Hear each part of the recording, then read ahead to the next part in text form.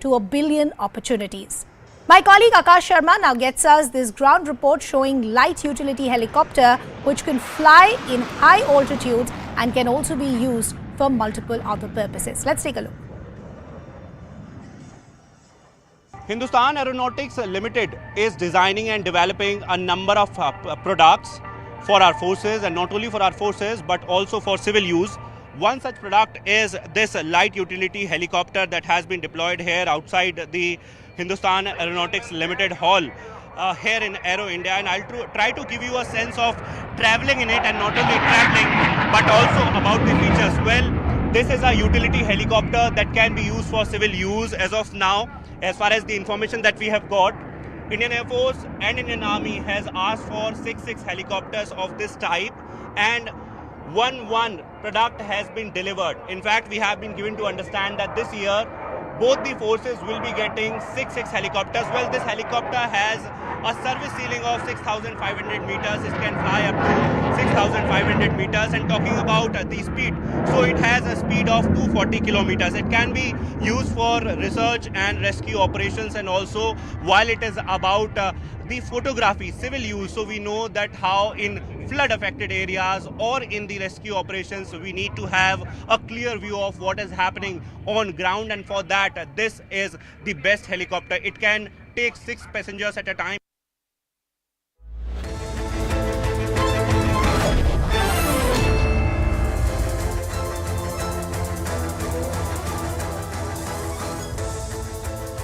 Welcome everyone, thanks a lot for staying with us. You're watching Plain Speak with me, Shivani Gupta. It's been more than 6 hours since the Income Tax Authority started carrying out a survey at BBC India offices in the national capital and also in Mumbai. According to government sources, surveys at the BBC premises are in connection with alleged tax evasion and irregularities. The tax authorities have insisted that these are neither raids nor searches, only surveys technically that are being conducted as of now.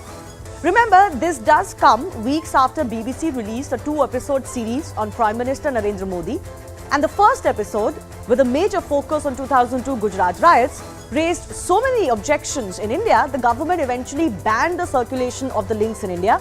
Twitter and YouTube were also ordered to take down the links to the documentary. Not surprising then, the surveys at BBC offices have become a full-blown political controversy, with Congress, TMC, Aam Aadmi Party, Samajwadi Party, the entire opposition per se, saying that BBC is paying the price for being critical of Prime Minister Narendra Modi. The ruling BJP, of course, has slammed the opposition. They've also surprisingly come out with a very full frontal attack on the BBC itself, calling it corrupt and biased against India. Is BBC being targeted for airing the documentary related to Prime Minister Modi, or is the central agency just doing its job? And could this snowball into a diplomatic face-off, given the BBC is state-owned in the UK? We'll take those questions to our guests in just a bit. Why are the income tax authorities surveying the BBC offices in Mumbai and Delhi? This is what the government sources, the income tax department sources are telling us, and they've leveled some major allegations against the British broadcaster. So the government sources say that this survey is in view of deliberate non-compliance, and this non-compliance is in relation with transfer pricing rules. Transfer pricing rules ensure that transaction between related parties is at a price that would be comparable if the transaction was happening between unrelated parties. Importantly, the tax department is saying that there has been persistent non-compliance with rules for years by the BBC India. And this one is also key. They say several notices have been issued to the BBC in the past. So this is not sudden, and this is possibly the biggest defense to say that this is not related to the documentary released recently. They've also accused the BBC of being defiant and non-compliant. Another charge is that the BBC has diverted their profits outside of India. The tax department is looking into manipulation of prices for benefits by them as well. And they have also clarified that such surveys are conducted on a routine basis. They're nothing out of the ordinary. The BBC has only released a very short statement today. They just came out to say on public platforms as well that income tax authorities are currently at BBC offices in New Delhi and Mumbai. We are fully cooperating. We hope to have this situation resolved as soon as possible. The opposition, though, has launched an all-out attack on the Prime Minister and the BJP government, saying that the government and the Prime Minister continue to brazenly show India's slide into dictatorship. The BJP has hit back and asked why is the likes of the Congress party always standing with, quote, anti-nationals. They've termed the BBC anti-India. Opposition has also claimed that the BBC offices are being raided because of this documentary which showed Prime Minister's role, alleged role in the Gujarat riots. But the BJP termed the BBC brushed bakwas cooperation. Opposition is targeting the centre, claiming those who speak the truth are today being hounded in India. The BJP trained its guns on the opposition and said that they are the ones who are defending the BBC, which has a black history and is full of anti-India agenda. The opposition called the IT surveys a predictable move of harassing anyone who refuses to fall in line. But the BJP has also come out to say that the IT department is working as per rule of law, and that's what it is, should be seen as. It is a bit rich, though, of the Congress especially to act holier than thou, particularly on this issue, and here is why. In 1970, Indira Gandhi government expelled the BBC for 2 years over, quote, negative portrayal of India in a show. In 1975, the BBC was amongst foreign media that was banned again by Indira Gandhi during the emergency period. In 2009, BBC was issued income tax notices under Section 148 of the IT Act. So even if we talk about tax-related issue, frankly, they've faced action under the UPA as well. And in 2015, let's not forget, their documentary on the Delhi gang rape case was also banned in India. The courts had upheld that ban in India. So this recent documentary is also not the first of its kind example. Given that history in mind, the big question we ask today, will it be fair to see this as a result of Gujarat riots documentary, or is there truly more? That coming up in just a moment.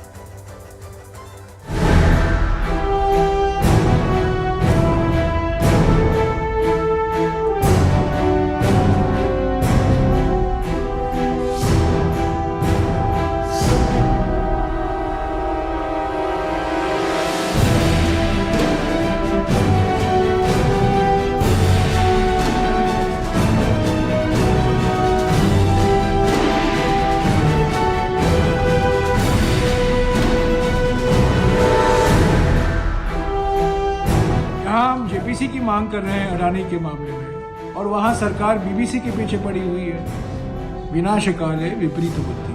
Freedom of expression पर और जो attack हुआ है, ये दुनिया में भारत की छवि को और खराब करने वाला है। बीबीसी का जो इतिहास है, कलंकित, काला, द्वेष भावना से भारत के खिलाफ कार्य करने का रहा है।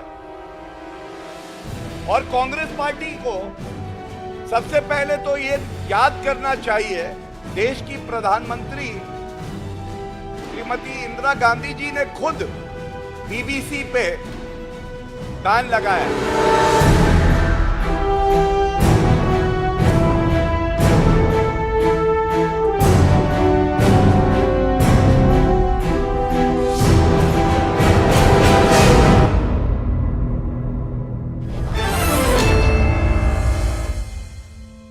Let's go across to the guests joining us. Tohin Sinha from the BJP, Advocate Matthew Antony from the Congress Party, Tushar Gupta, Senior Editor, Swarajya Magazine, Prabhu Dayal is former diplomat and also a signatory against the recent BBC documentary on Gujarat riots, Abhijit Iyer Mitra is Senior Fellow, Institute of Peace and Conflict Studies. I want to begin with the Congress representative. Matthew, I've just enlisted the kind of action that the BBC has faced on their coverage in India, on their portrayal of India, and even on tax-related issue under Congress governments.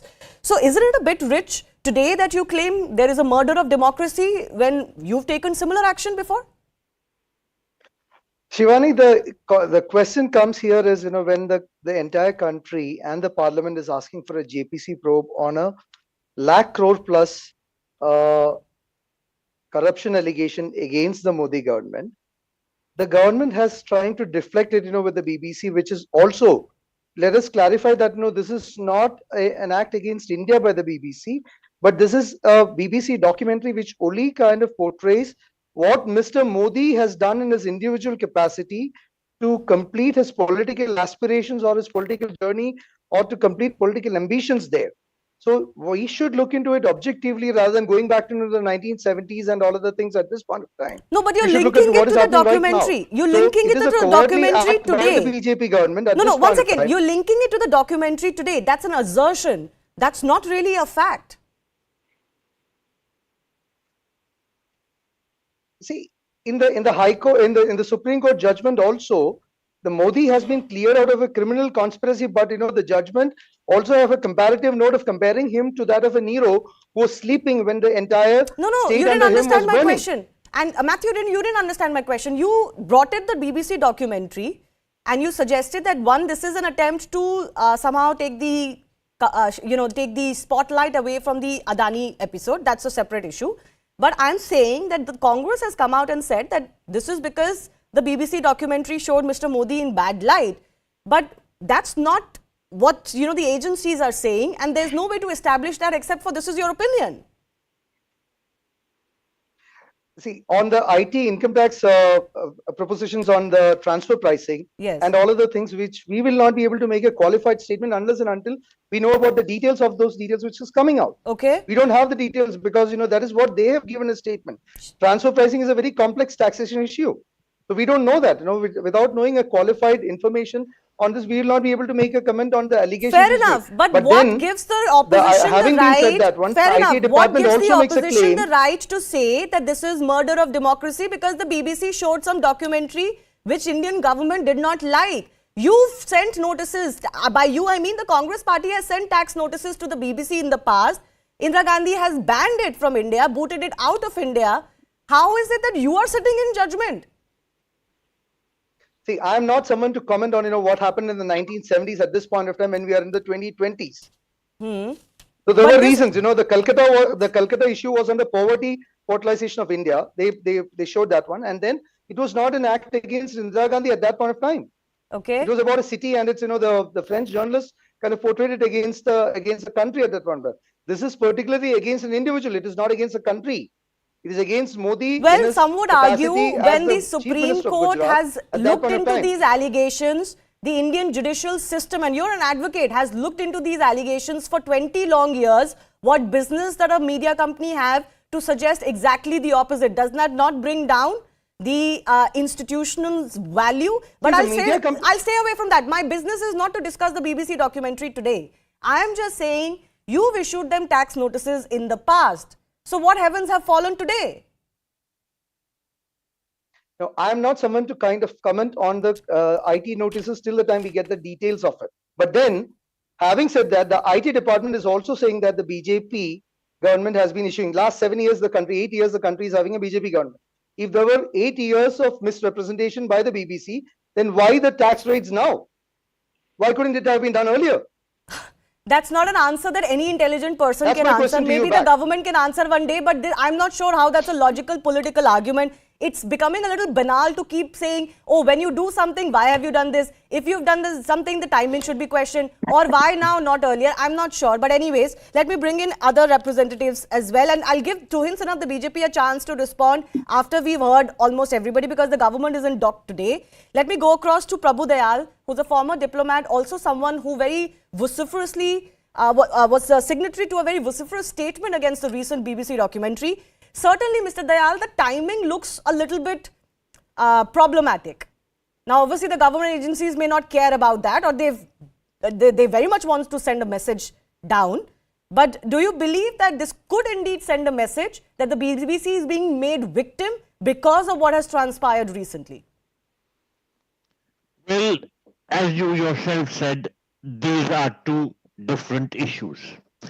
Firstly, the BBC is a corporation. It's a company. And if it works in India, it has to follow Indian laws. If there is any apprehension that our tax laws or finance-related laws are being violated, then our authorities have the right to conduct surveys, as the Income Tax Department is doing, and see what evidence exists to indicate that some wrongdoing has been done in regard to taxation or such areas. Yes. Now, If your channel, for instance, were to work in another country, you would have to abide by local laws there. Yes. So it's not asking too much that the BBC should abide by our laws. Secondly, there is the question of the documentary. Yes, I was a signatory to a statement prepared by a number of senior bureaucrats because we all feel that the highest court of the land, the Supreme Court, had given a clean chit to Prime Minister Modi. He had the Supreme Court had acquitted Prime Minister from all the charges that were made in that petition. So once the highest court of the land says something, I abide by it. I follow the directives and I follow the verdict of the highest court of the land. There is nothing wrong with that. That, as a citizen of India, I should do. Okay. So, can I ask you very quickly, do you believe that because the BBC is indeed a state-owned company in the UK, this could also result in some sort of a diplomatic face-off? Well, I won't say that the BBC is in any way a wing of the British government. If you recall, when that documentary was released and when news broke out about its contents, the British Prime Minister said that the views contained in the documentary were not those of the British government. Yes. So how can we say that the BBC represents the views of the British government in this context? I would not go as far as to connect the two. The British Broadcasting Corporation is a corporation. It's a company and has to follow the laws of the land wherever it operates. Okay. Abhijit Iyer Mitra, what do you think? Do you think that indeed perception will be whatever the agencies may say and whatever the government may say, whatever may be the history against the BBC in India and their tax-related issues in India, perception indeed will be that the government has acted to intimidate the BBC today? Well, we are a free country. And sorry, Mr. Dayal, that's for Abhijit. That's for Abhijit. Yes, Abhijit, go ahead. Thank you. So unfortunately, that's what the perception will be and that's what the narrative will be. Yeah. There's always been a problem with this government that they're never able to control the narrative very well. You see, unfortunately, what would have happened was if today ISRO had launched a rocket, the opposition would have come up with the charge saying the rocket was launched to take away from the Adani probe and the JPC, etc., etc. And the problem is that narrative would also tick. It would get a lot of traction on social media and it would become the narrative. So, there's nothing we can particularly do about this. I think what's important to note out here is two things. First, is that what we're finding out today is that the BBC has been sent several notices prior in fact to the documentary coming out itself. Yes. Now, will the government social media mechanism publicize this widely? Possibly, but will it get traction? I can guarantee you it will not get traction because, the left is much more smart at the social media game. The second issue we need to look at out here is there any special exclusion for anybody from tax laws or money laundering or whatever? Because, the problem out here is if a certain journalist who wrote a certain book money launders, it's automatically a purge against her by the government. It's the return of the second emergency. It's fascism. There is this belief that somehow if you're a journalist, you should be able to get away with money laundering, tax fraud, whatever. Note, nobody's been arrested. It's an investigation. Okay. And this is like saying you should not investigate a journalist, period. I don't know how that works. Yeah. Okay. I'll get Anthony to respond to in all of this in just a bit. But Tushar, your opening comments as well. I find it a little bit problematic. Maybe it's become a little passé that anything happens in India, we are told we no longer live in a democracy.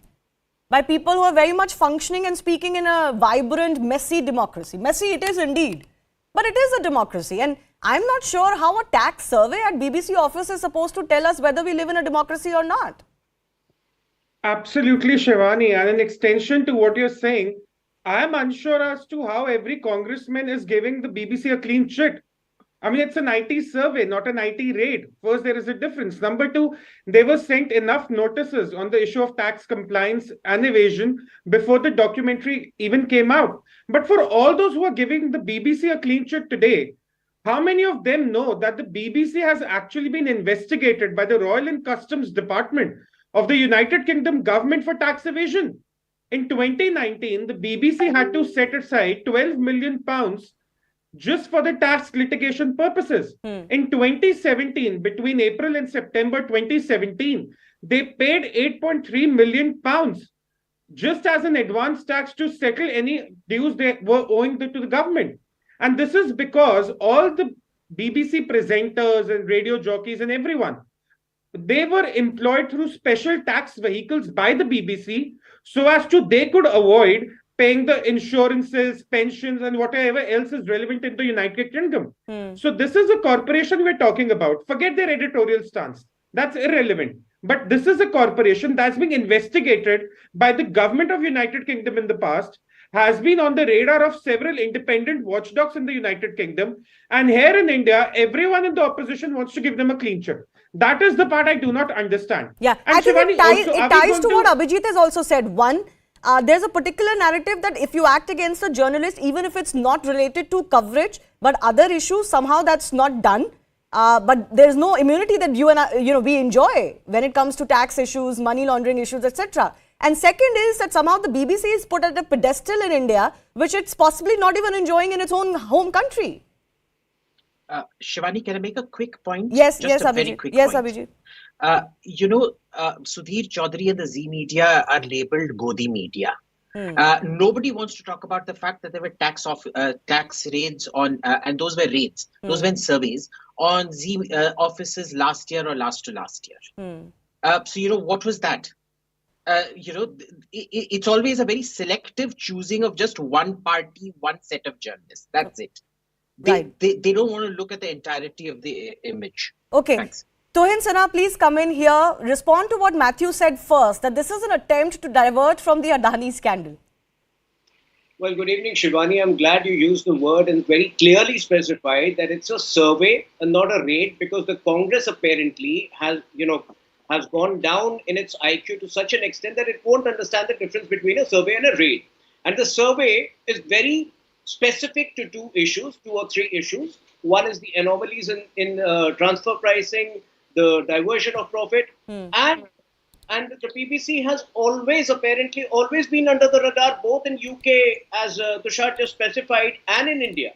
So I think, it's an ongoing process. And in fact, just last week in Himachal, one of the properties of Adani Wilmar was apparently similarly surveyed. So was the Congress sleeping at that point of time? So I think, first of all, you need to, completely set aside the government from it. The tax authorities do their work independently, and they have every right to pursue cases which are ongoing, number one. And, even if they discover fresh cases, this whole thing about timing is very absurd. Just because, even if it coincides in some way with what BBC did last month, I don't think the tax authorities should be under any obligation to be nice to a repeat offender. Okay, so the second question, which is tied to your first answer, is which Matthew asked, and he'll come in just a bit, is if there was such persistent non-compliance, the fact the note that we have received via sources is very stiff on the BBC. Why is it that the action is suddenly happening after the documentary comes out? What was the government doing all of this while?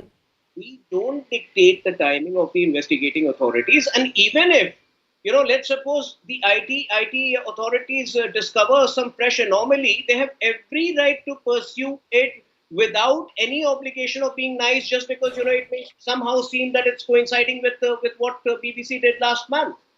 Okay. So I think there needs to be a clear demarcation. The government is not a part of every action. The tax authorities have full freedom to pursue cases which are long pending and which have a history of their own. Matthew. And again, it's just a survey, mind you. We don't know what... I'll buy your argument, and of course, we have to be careful not to call it a raid or a search, because in IT technical terms, there is a difference. But let me also add, in perception, in popular perception, frankly, to an average person, whether it's a survey or a raid or a search, it does not matter to him. We have to accept that. But yes, Matthew, come in. Anchors like you need to... Yes, Shivani. So I would like to answer and reinstate my arguments on this, that if this government, which is in power for the last 8 years plus, have seen irregularities from the BBC time and again, and the tax has got a clear-cut provision that after 3 years of assessments, you can't go back to them. Why this government has gone to the BBC at this point of time when they have made a documentary against an individual of this country who was a chief minister and now happens to be the prime minister, and it is not an act against India. So this is one particular question. Second is about if at all, the government is so proactive in terms of acting upon the wrong taxation issues, then we have the Hindenburg report on Adani, which is calling out 88 versions of tax and fraud. Why the Serious Fraud Investigation Office of this country has not acted? Why the SEBI has not acted? Why the CAG has not acted? Why the government has not acted in any form to even make a research or an investigation, not even an investigation, at least to try and find out a fact-finding method on the research reports of the Hindenburg on Adani, which has taken the public money for a loot like a chit fund. Let him respond now, Tuhin.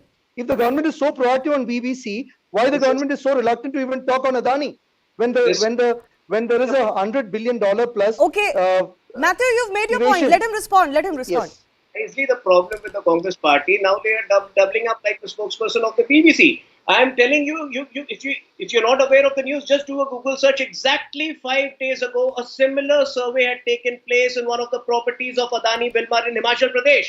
Why didn't you? I'm very much aware of that. So we are not saying that the tax department should not be doing this. But why now? Why they didn't do it earlier when there is a clear-cut law which gives an exemption to the tax avoiders if they are not done investigation within 3 years' time?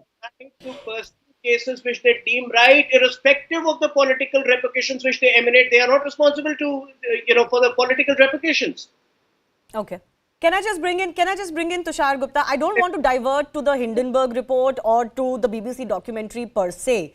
Fundamental issue is that for some reason, any action by the government today is termed as one of the Congress spokespersons, I believe, said, sliding into dictatorship. I mean, this dictatorship charge, jibe, is this yielding result for the opposition? Absolutely not, Shivani. And they have been doing this since 2014. They started in 2015-16 with the whole intolerance jibe, the country being unsafe for minorities and whatnot. It all fell flat in 2017, 2019 and 2022. And it looks like it will fall flat in 2024 as well. So the opposition is hell-bent on creating a perception. To some extent, they even succeed as well, as Abhijit pointed out. But in the larger scheme of things, it's not yielding them any results.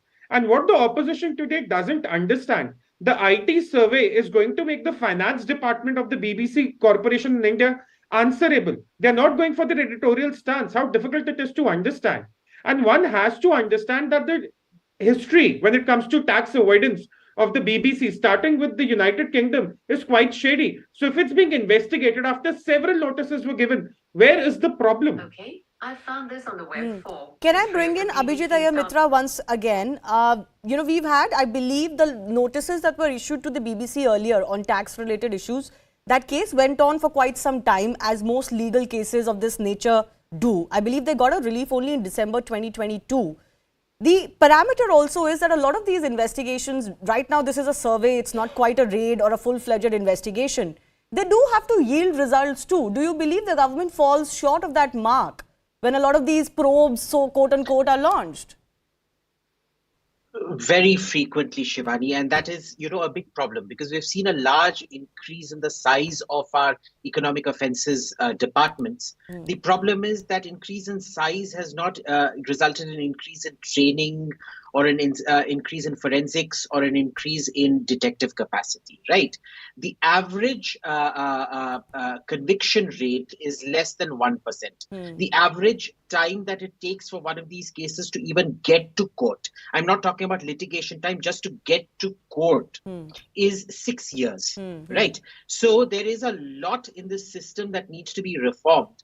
And, the problem is, of course, even after it gets reformed, it then becomes, it's a tool of oppression. So when you increase the size of the ED and things like that, it's a tool of oppression, quote unquote. Then if you bring in a statutory mandate on how long something should take in court, that also then becomes a tool of oppression somehow. Basically, every reform, according to certain parties, is a tool of oppression. And there's nothing you can do about it. Well, we'll leave it at that. We're yet to, of course, see some sort of finality as far as this survey is concerned. We'll bring you more as and when this happens. I do thank all of our guests for joining us for our top story. Moving on, another potential scam, or at the very least institutional land grab case, is coming to light from Tamil Nadu in connection with the state Waqf Board. After sensationally claiming entire villages in Trichy last year, now the Waqf Board in the state is claiming 57 acres of land in Vepur, which are already owned by as many as 30 families having full land records. This case is once again shining a light on the activities of the Waqf Board and the Waqf Act itself, which gives unparalleled and unbridled powers to the board to acquire any land it deems a Waqf land in India. It may be important to note here, the Waqf is the third largest owner of land in India, only after the Indian Railways and the Indian Armed Forces. Outlandish claims of such kind by the Waqf boards have been made in the past too, just on the basis that they believe some Muslim invader, ruler or person owned the land at some point of time, even if it was centuries ago. So what is the latest case and why is it alarming? The Waqf Board is now claiming 57 acres of land in Vepur village. 3 acres of this land, and this is why this is very alarming, have already been transferred to the Waqf Board, and people are at the receiving end, people who seemingly owned this land. 57 acres of this land is owned by as many as 30 families who are now distressed. This is largely agricultural land. This is coming on the back of another such case that came to light from the same state last year in September. The Tamil Nadu Waqf Board then claimed 6 villages in Tiruchendurai as its own property. The Waqf Board claimed tens of thousands of acres of land in Trichy. Authorities initially refused to sell or register the land by the locals. The Waqf Board NOC, which is no objection certificate, was deemed necessary to sell any land in these villages. But after media reports, the government stepped in and allowed the locals to sell their land. We had featured that story on Plain Speak. Now these are the kind of claims that have brought the very Waqf Act under scanner. A petition was also filed in the Supreme Court last year challenging the Act, and this is what the petition had said.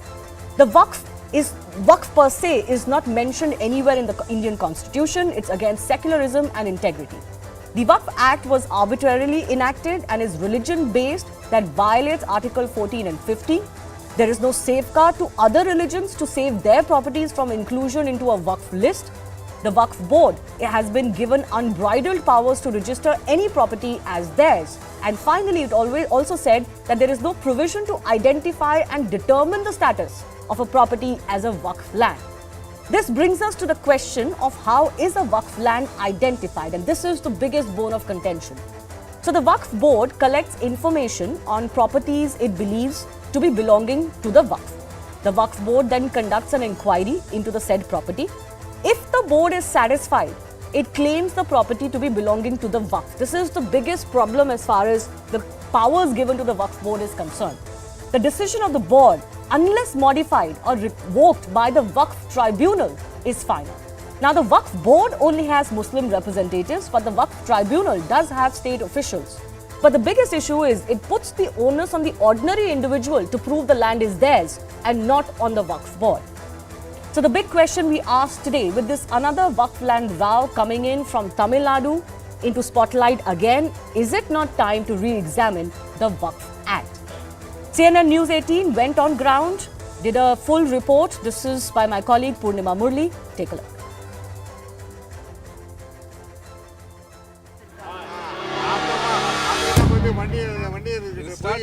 56-year-old Ramesh, who owns 3 acres of land in Tamil Nadu's Ranipet district, is a shattered man.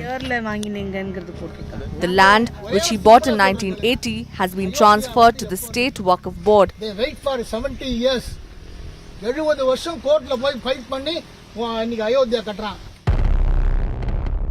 Waqf lands are those endowed for charitable or religious use. Ramesh says, despite submitting documents showing he legally bought the land, it was transferred to the Waqf Board. We were asked to submit all the original documents. 2 days later, the collector's office had told the media that my document was fake. We were heartbroken. When we came to know that our land has been transferred, we went to the collector's office for an explanation. There was no intimation from the collector's office before transferring our property. 2 days later, teams came to our land to demolish the sheds and water pump set. When I tried questioning the officer, they asked me to move court and fight the case. Tamil Nadu Waqf Board in fact has laid claim to over 57 acres of land in Vepur village.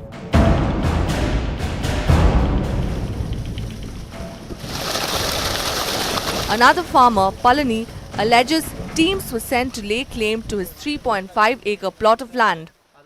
A few officers came to our land. Police entered our agricultural land. I fainted after seeing them. I told them not to take away my land. They also bought a JCB. I threatened them with life and my daughters came to my rescue.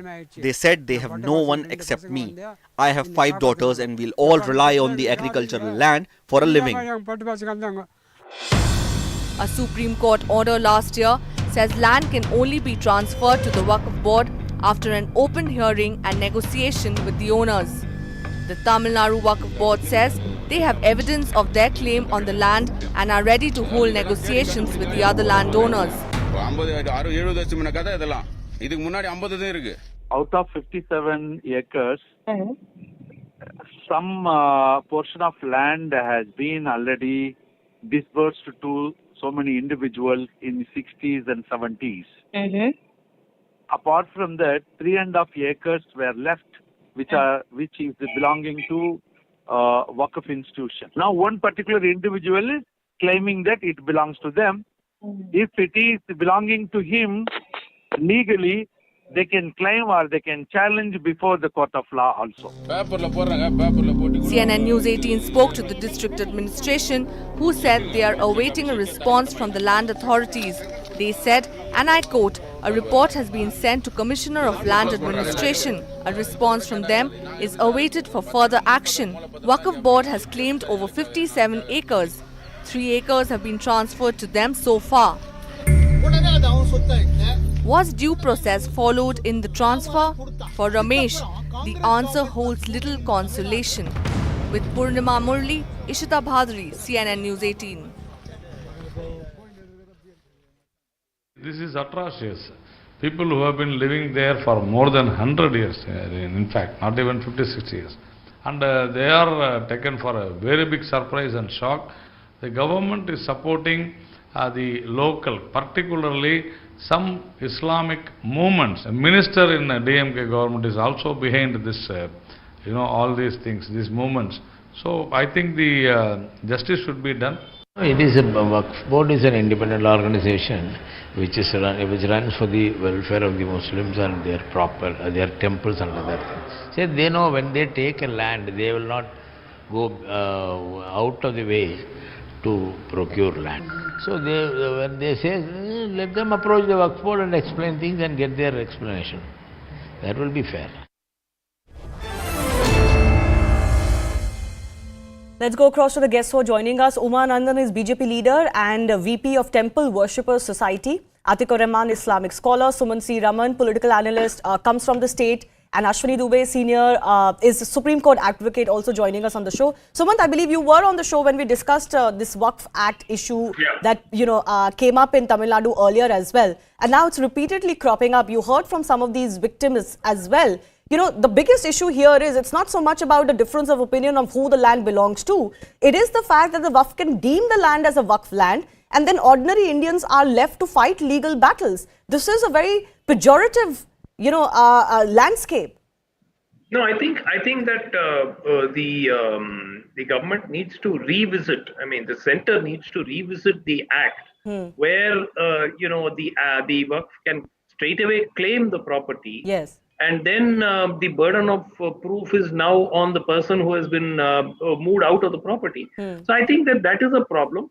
The other issue is that the state government, normally when somebody has evidence that they are occupying land for a particular period of time, more than 12 years or whatever, they acquire certain rights on it, which would not apply to public land. So, for instance, I cannot encroach on government land and say I've been there for 15 years and therefore the land belongs to me. So, like that, temple properties and Waqf properties and so on. So, I think that there are certain rules there, but I think the bigger problem is the Tamil Nadu government is seen as, being pro-minority and the image of the government is really the one which is, leading to speculation here.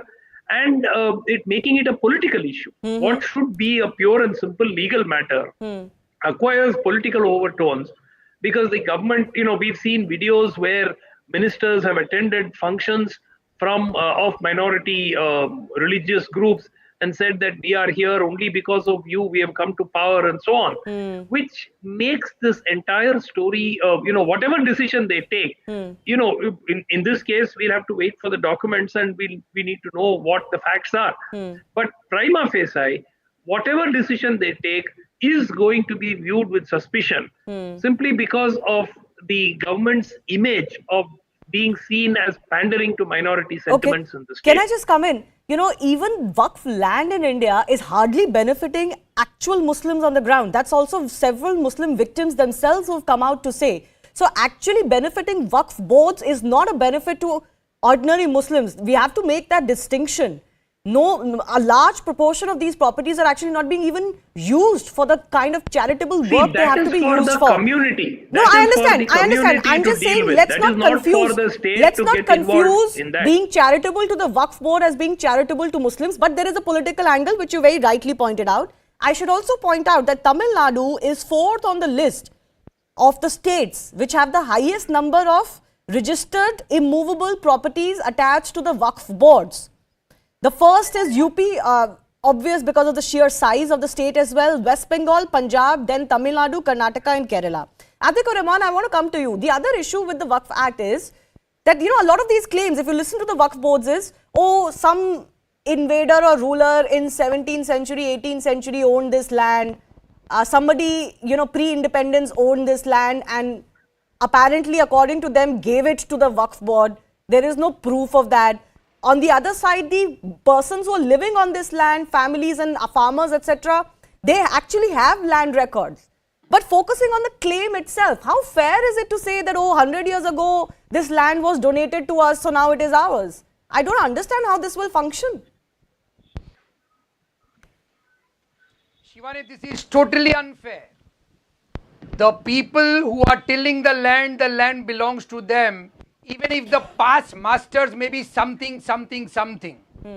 That's why I agree with Mr. Suman's argument that the whole Waqf Act should be revisited by the central government. Point number one. Another important factor in this aspect is, you said rightly that the Muslim community per se does not benefit out of any Waqf properties or Waqf Act. The entire government of the state, which formulates the day-to-day functioning of the Waqf Board, the chairman belongs, though he belongs to the Muslim community, but the chairman and other members are the ones who hobnob with the present government. There is no Muslim angle into it. And that's why I said that if I am a tenant of a property which is claimed as a Waqf property, I should not be debarred from my right. Even if it is a tenancy right, they will have to, whatever tenant payment rent they are demanding, if the person is ready to pay the rent, the land may be belong to anybody. In this case, the Muslim angle, the Muslim community is nowhere in the picture. No, in this case, the issue is not whether they are occupants as renters or as people who were donated the land or given the land for some temporary occupation. They have land deeds, they have land records. And it's an absolute mess in the system that there can be so many claimants to a particular piece of land, and often both parties seem to have some papers to suggest that it belongs to them. But I'm focusing on the Waqf Act per se. I want to go across to the BJP representative on the show as well. This is the second big such case coming to light from Tamil Nadu itself. It is clear that Tamil Nadu government also needs to wake up. Tamil Nadu is 4th on the list of all the properties that Waqf overall owns or it registers with them, and otherwise also the confidence with which the Tamil Nadu Waqf Board keeps saying, Uma Nandan, if you can hear me, that this land belongs to us, is absolutely appalling. I think we've lost that link. All right, let me go across to our lawyer on the panel, Ashwini Dubey. Ashwini Dubey, I have studied this Waqf Act, I've discussed it previously, and many lawyers have pointed out this is a very, very problematic act. Over the years, the powers to the Waqf Board have been strengthened via amendments. And this is a particularly unique act. Even in Muslim countries, the Waqf boards don't have the kind of powers that they are enjoying in India.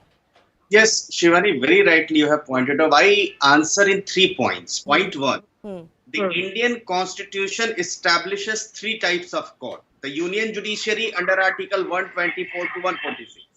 High Courts under Article 214 to 231. Subordinate Courts under Article 233 to 237. But the intention of the Constitution makers was that all the matters relating to the civil disputes shall be decided by the courts of original civil jurisdiction constituted under Chapter 6 of the Constitution. But here, the Waqf Board, which has a Muslim MLA, Muslim MP, Muslim IAS officer, Muslim town planner, Muslim advocate, Muslim scholar and mutawallis, and they are paid from the public exchequer, and civil courts cease to have jurisdiction. This is my argument number 1. Argument number 2, Shivani. Waqf Board has been made a superior authority over and above the district administration. At the same time, there is no provision under any law conferring same status and power to the managers of the Hindu trust. Yes. Therefore, the provisions content, as you rightly pointed out, they arbitrary, irrational, and offends the Article 14, 15, and 27 of the Constitution. My argument number 3. Indian history is full of the bias against Hindus, and nothing changed even after the independence. The Dr. Ambedkar was in favor of a uniform civil code, but then ruler, then Prime Minister insisted on changing the Hindu law only and gave liberty to the others. See, secularism is often cited as the soul of our constitution, but instances like this which we are facing in the Tamil Nadu show that inherent bias against the Hindu is codified in the law. Myopic policies that were set in the motion soon after the independence have led us to this stage where temples are managed by the government, but the other properties are managed by the special statute, which is beyond the powers of the civil courts. Now, third, Rajinder Sachar, chairman of the Sachar committee, in his 2006 report, estimated the value of Waqf property as 1.2 lakh crores. And this board owned in 2006 6 lakh acres of land. Can you imagine? And the law, if you have any grievance, supposingly if your property has been fallen rightly or wrongly in the Waqf, then it is the Waqf Board only. You don't have jurisdiction to go to the civil court. And third, the Waqf Board has a right, CEO of the Waqf Board has a right to direct the district administration that look, that you list this as a Waqf property and, you know, displace somebody else who may have a right or maybe occupying this land. You know, Suman, that is indeed a problem, isn't it? This is a very singular kind of law that gives one community this kind of an unbridled power over land in India. And if you look at the statistics from 2006, what Sachar committee quotes to recent, lists by the Waqf Board itself, their assets have multiplied. Thankfully, I have Uma Nandan of the BJP on the show. Ma'am, I've almost literally run out of time. But your take on what the Waqf Board is doing in Tamil Nadu and what should we do about the Waqf Act itself? It's a draconian law, and already they have told that the Supreme Court has clearly stated that they cannot say that law cannot interfere. The Waqf Board says it is supreme, but this has not been accepted by the Supreme Court. Can you hear me? Yes, I can hear you. Continue. You hear me? See, I think that the case is still on. It is not yet over. And I would like to ask the Muslim gentleman here, another village called Tiruchere, which is Tiruchotturai, which is a very, very holy place. Devaram, Padal Petra Sthalam we tell. We call that as a Padal Petra Sthalam. The Devaram Nagvas have sung about that. And all of a sudden, the whole village is taken by the thing. And I partially blame the DMK government for this. How come all this is erupting only when DMK is in rule? All these years, the registrar's office and the Waqf Board slept through all this. And now when they know that there is a friendly government for them sitting in power, everywhere they are starting that. And the case is pending. And this particular tell in Vepu, the Abdul Wahab had 4 wives. And he had pledged the property and he did not pay. And so it was divided. You are saying it is 57 acres. As for my record, it is about 70 and odd acres. Okay. That itself is being questionable. So definitely it needs to be this thing. It's a draconian law, the Waqf Board. Then I will say that my HRMC, my deities are the owners of the temple lands. Are they obeying that? They are not respecting my deities. Why should I respect the Waqf Board? Which is false. Definitely there has to be an end to this issue. We cannot dance to the tunes of the minorities. Okay, you know, actually the point I was making was exactly this. It's not only about the fact that they have such unbridled powers. They say, okay, this land belongs to the Waqf. They can come up with any explanation, even if it dates back to 200 years, and the person can be displaced. That is obviously one problem. It is a singular power given to one religious community in India. There is actually not comparable powers to any other community in India. And thirdly, you look at their properties, Sumant, and this is what I was highlighting. It's burgeoning. Since 2006 estimates, and now the board's its own estimates, it's more than doubled. It's the third largest landowner by their own estimates. This is the problem. Yeah, I think that the problem, one of the issues that we need to look at also is that over the last decade or so, there has been a more active move to sort of reclaim old properties in various different boards, where people have sort of, it has become easier to contest many of these things in courts of law, and the members are more active. Look, you have to understand that the Waqf also, the assets from the Waqf now reach larger number of people as generations pass, and once that happens, you always have people trying to maximize revenue that comes from the various boards. Sumant, I've unfortunately run out of time, but I think the agreement is that there is something problematic as far as this act is concerned. There needs to be a relook. I'll leave it at that, and I thank all of our guests for joining us. Time for a very short break. On the other side, we'll get you details of a mega toxic spill in the USA after freight coaches derailed in Ohio. There are alarming stories of wildlife turning up dead around the area and more. We'll get you details in just a bit.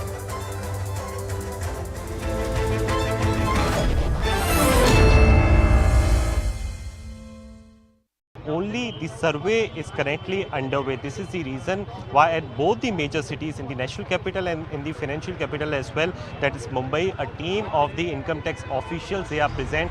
And as per the details, we have been also given to understand that a while back, a few members or few officials, so to say, of the income tax, they had reached at this particular place. And if we talk about the precise location, this falls in the national capital, Delhi.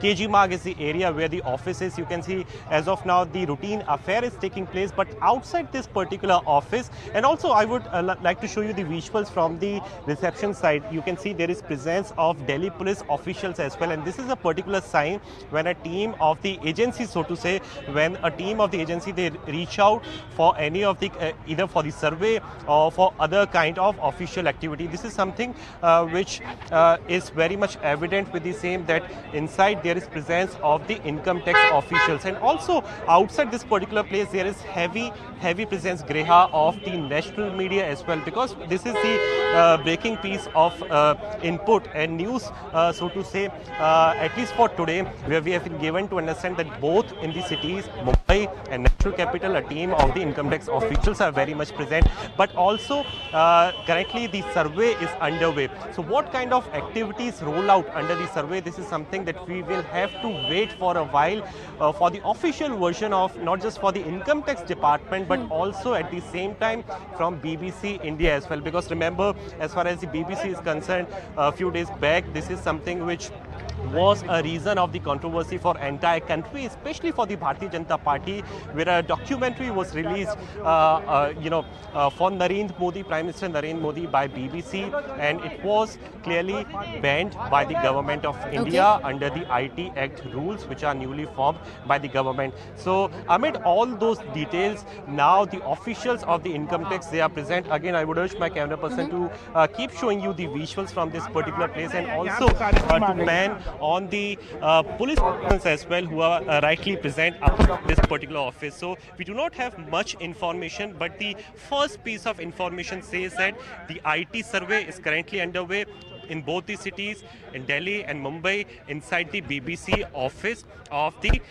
country. And also at the same time, we have been given to understand that the internal message has been circulated for all the officials, all the staff members, all the employees of BBC India, that they are not required to show up today for work and for this week as well. So what exactly is transpiring inside when the team of officials are present? This is something that we will have to wait for a while to get the official version. IT teams are there at BBC offices in both Mumbai and Delhi. The details of why they are there still awaited. The initial details do say that there are IT raids that are being conducted in Mumbai and Delhi. We're also being told that an emergency message has been circulated to all the employees who are working in both these offices. They've been requested not to go to office today and for this entire week. This was circulated among the staff of the BBC. However, we do know that their phones have not been seized. We have managed to ascertain that information. Other than that, we've not managed to actually get more details. We are still awaiting those details. But these are things that we can put out for our viewers, that there's a IT raid that is happening at the BBC offices in Delhi and Mumbai, and there is a message that's been circulated to the employees not to attend work for this entire week. In fact, taking this across to my colleague Ashish Mehrishi to offer more perspective on the story, this big piece of news that we are breaking. Ashish, do we know about any more details about these IT raids? So the information as of now with us is that it's not a raid. It's basically a survey, which is basically it's absolutely different from the raid.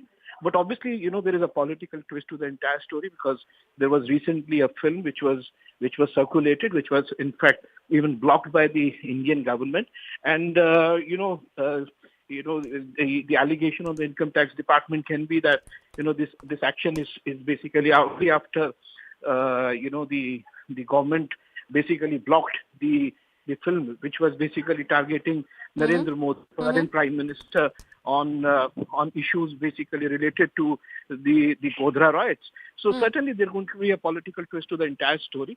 But as of now, what we can confirm is that it's not a raid. That is for sure. My sources in the income tax department tell me that it's not a raid. It is basically it's basically a survey. And survey is basically, where, it can be converted into a raid later on in case they are able to find certain details which basically, point out to any tax evasion. But as of now, yes, all we can confirm is that there is a survey which is happening at the BBC office in various locations, which include Delhi and Mumbai. Okay. Ashish, thank you so much for clarifying that for our viewers. Once again, putting it out there, it's an IT survey that is happening at BBC offices in both Mumbai and Delhi. However, Ashish, this thing that you're mentioning about an income tax survey, this of course involves an investigation process that is carried out to actually ascertain the actual income and other, situations. Will this not be impacting the financial income and other stuff that obviously makes a part of the IT survey? Why else is the IT department involved?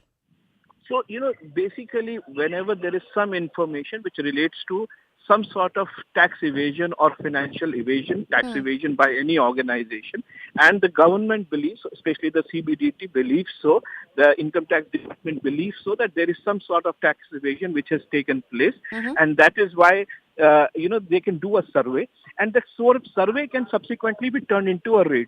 For any raid, you need basically the approval of the Director General, the concerned Director General of that zone. But here, if you need a survey, even a local officer can do a survey at a location, and if they believe so that there is some sort of tax evasion basically taking place. But obviously, when the organization is going to, when any government organization is going to BBC, an organization like BBC, then obviously, there will be eyebrows be raised. Reason being that there has recently been a film which basically targeted the current Prime Minister about the Godhra riots. So certainly there will be eyebrows be raised, but then these cases or these all obviously have to stand in the court of law.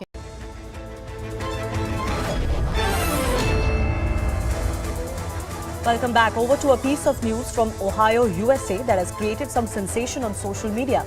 On the 3rd of February, a train derailed in East Palestine village in Ohio, causing a massive fire in the area. The freight train was carrying nearly 150 cars, including 10 carrying hazardous materials. The derailment prompted a mass evacuation. Ohio authorities asked residents within 1 mile of the radius to leave their homes. Hundreds of people were forced to evacuate the town for several days. Ohio governor, in fact, described the situation as a matter of life and death. Thankfully, though, no deaths have been reported so far. Look, let me just close by again urging everyone in Pennsylvania and Ohio who's in this area, you need to leave. You just need to leave. We're ordering you to leave. This is a matter of life and death. What's different now is we know that something is going to happen around 3:30. This controlled release will actually take place, and you are in imminent danger. You're in need to leave immediately. What was the hazardous material that the freight train was carrying that forced this evacuation? According to authorities, freight cars were carrying vinyl chloride, a highly flammable and carcinogenic gas. Vinyl chloride is a colorless, industrially produced gas that burns easily and is used primarily in the manufacture of polyvinyl chloride, which is PVC. It's also a byproduct of cigarette smoke. According to authorities, the train was pulling at least 5 tankers which were carrying this vinyl chloride. Now, this is how vinyl chloride can affect humans. These are primarily dangerous when inhaled or ingested. According to experts, vinyl chloride exposure may increase a person's risk of developing rare form of cancers. Human and animal studies show higher rates of liver, lung, and several other types of cancers. Being exposed to this odorless gas can affect a person's liver, kidney, lungs, spleen, and even the nervous system. The US Department of Health and Human Services and the EPA, in fact, identify vinyl chloride as a chemical of high concern. In a bid to stop the spilling of these hazardous chemicals, on the 6th of February, fire safety crews conducted operations to burn off the chemical cargo from the cars. The authorities then conducted a controlled release of this chemical to stop an explosion. Despite being declared safe to return, fear and uncertainty persisted among residents due to the risk of long-term exposure of these hazardous chemicals.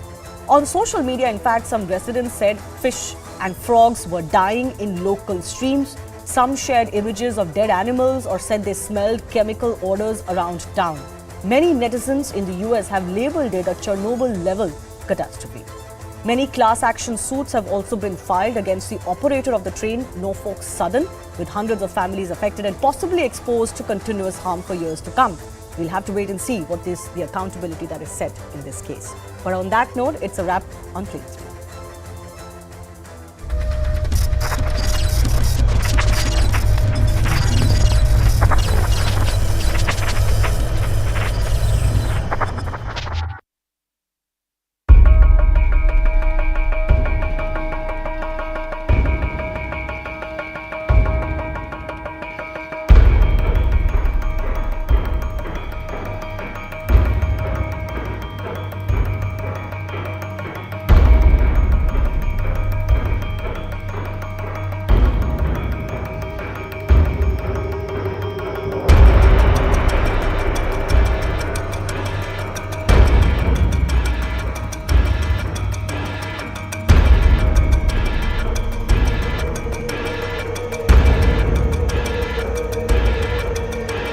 KPC की मांग कर रहे हैं अडानी के मामले में, और वहां सरकार बीबीसी के पीछे पड़ी हुई है। विनाशकाले विपरीत बुद्धि। नरेंद्र मोदी की रिजीम ने बीबीसी के जितने भी दफ्तर थे, कार्यालय थे, जिस तरह से इस पर फ्रीडम ऑफ एक्सप्रेशन पर और जो अटैक हुआ है, ये दुनिया में भारत की छवि को और खराब करने वाला है। बीबीसी की एक डॉक्यूमेंट्री पे केंद्र सरकार इतनी नाराज है कि ट्विटर, फेसबुक, यूट्यूब आदि से उस डॉक्यूमेंट्री के सारे लिंक गैर कानूनी तरीके से हटाए गए। वही पुराना भारतीय जनता पार्टी का बहाना कि एजेंसी स्वतः अपनी कार्रवाई कर रही है।